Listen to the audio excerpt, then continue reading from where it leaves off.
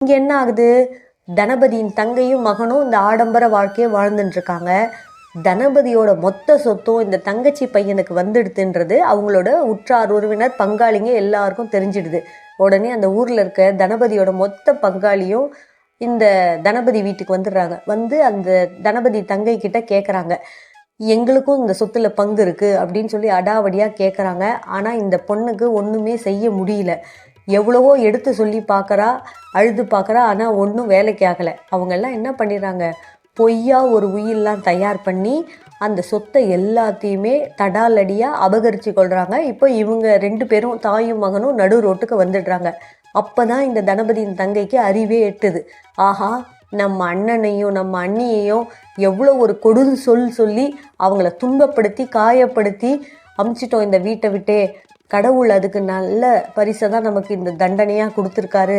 நம்ம அண்ணனுக்கு மனசறிஞ்சு நாமளே குழந்தை இல்லைன்றதை சொல்லி காட்டிட்டோமே அப்படின்னு சொல்லி மன்னிப்பு கேட்டு அழறா. சொக்கநாதர்கிட்ட ஓடி போகிறா. இறைவா, எனக்கு உங்களையும் அன்னையும் விட்டா வேற கதி இல்லை.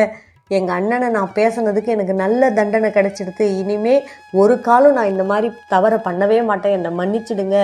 இப்போது என் பையனுக்கும் எனக்கும் நீங்கள் தான் நல்வழி காட்டணும்.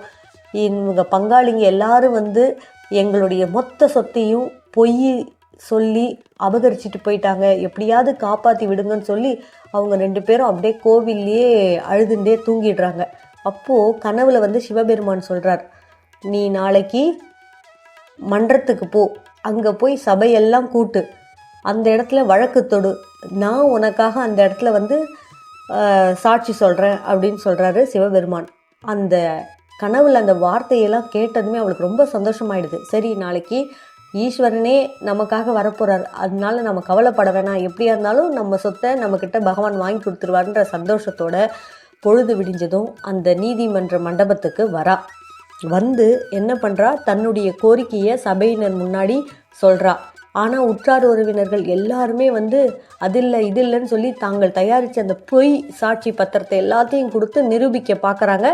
ஆனால் இவளால் ஒன்றும் பண்ண முடியல. என்னடா இது, சிவபெருமான் வரேன்னு சொன்னாரே காணோமே அப்படின்னு சொல்லி அழுதுண்டே சுற்றி முற்றி பார்க்குறா. அப்போது இந்த தனபதி இருக்கார் இல்லையா, அவரோட உருவத்திலேயே இந்த குழந்தையோட தாய் மாமனா உருவம் மாறி சிவபெருமான் அந்த இடத்துல என்ட்ரி கொடுக்குறார். இப்போ என்ன சொல்ல போகிறார் தெரியுமா சிவபெருமான் சாட்சியா?